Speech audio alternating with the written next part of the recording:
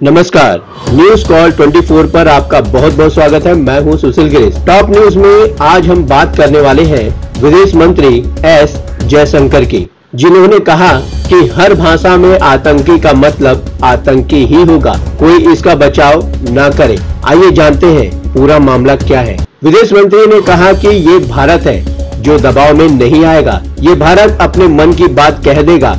अगर उसे कोई विकल्प चुनना है तो हम अपने नागरिकों के कल्याण के लिए विकल्प चुनेंगे। हमारा विचार अधिक मजबूत, अधिक सक्षम और कठिन रास्ता अपनाने को तैयार भारत का है। विदेश मंत्री एस जयशंकर ने सिंगापुर में भारतीय समुदाय के सदस्यों के साथ संवाद किया। इस दौरान उन्होंने कहा कि किसी भी भाषा में आतंकवादी आतंकवादी ही होता है और किसी को भी आतंकवाद की अलग अलग व्याख्या के कारण उसे माफ करने या उसका बचाव करने की अनुमति नहीं देनी चाहिए। जब उनसे पूछा गया कि भारतीय अधिकारी अपने वैश्विक समकक्षों के साथ संवेदनशील और भाषाई रूप से विभिन्न विषयों पर कैसे विचार विमर्श करते हैं, इस पर जयशंकर ने कहा कि डिप्लोमेसी में विभिन्न देश अपनी संस्कृति, परंपराओं और कभी कभी अपनी भाषा या अवधारणाओं पर बहस करते हैं। विदेश मंत्री ने कहा कि यह भी स्वाभाविक है कि जब दो लोग विचार विमर्श करेंगे तो उनके अलग अलग दृष्टिकोण होंगे,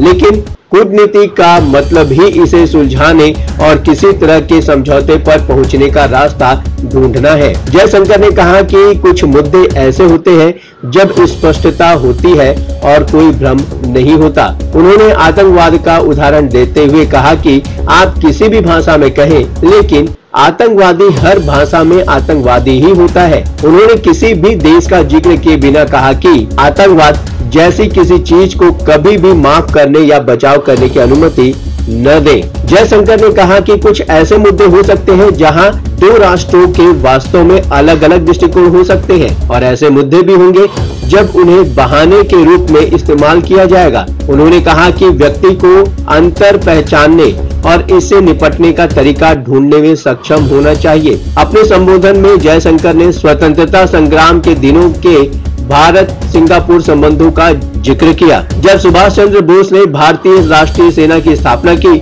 और दिल्ली चलो का आह्वान किया। वह यानी कि नेताजी हमारे पूरे देश के लिए एक प्रत्यक्ष प्रेरणा बने हुए हैं। भारत के विकास से सिंगापुर को लाभ होगा। 3 देशों की अपनी यात्रा के तहत सिंगापुर पहुंचे विदेश मंत्री एस जयशंकर ने कहा कि सिंगापुर भारत के वैश्वीकरण में हमारा भागीदार रहा है और वह भूमिका और सहयोग कुछ ऐसा है जिसे हम महत्व देते हैं। जयशंकर ने सिंगापुर स्थित भारतीय समुदाय को भारत में बुनियादी ढांचे के विकास की त्वरित गति के बारे में भी बताया और भारत एक वैश्विक मित्र है पर प्रकाश डाला। जयशंकर ने कहा कि भारत जितना अधिक वैश्वीकरण करेगा, उसका हर पहलू सिंगापुर के साथ संबंधों की प्रगाढ़ता और गुणवत्ता में बढ़ावा देने वाला होगा।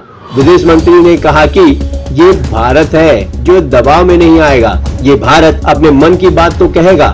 अगर उसे कोई विकल्प चुनना है तो हम अपने नागरिकों के कल्याण के लिए विकल्प चुनेंगे। हमारा विचार अधिक मजबूत, अधिक सक्षम और कठिन रास्ता अपनाने को तैयार भारत का है।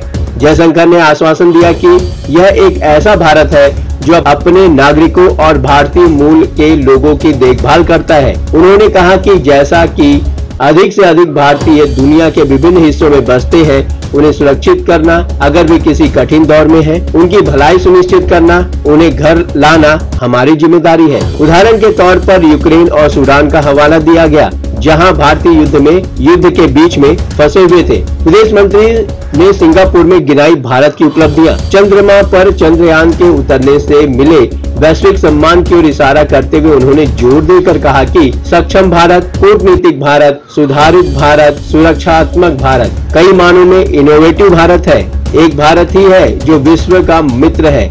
उन्होंने कोविड-19 के दौरान लगभग 100 देशों को टीकों की आपूर्ति की ओर इशारा करते हुए कहा, दोस्ती गहरी दोस्ती को जन्म देती है। इस वीडियो के माध्यम से हमने जयशंकर के विचार जो सिंगापुर में उन्होंने कहा उसे डिटेल से बताने का प्रयास किया है। आप अपनी राय हमें कमेंट के माध्यम से भेज सकते हैं। अभी तक आपने हमारे इस चैनल को सब्सक्राइब नहीं किया है तो कृपया इस चैनल को सब्सक्राइब करें, फॉलो करें और नोटिफिकेशन में जाकर ऑल का ऑप्शन दबाना बिल्कुल ना भूलें। नमस्कार।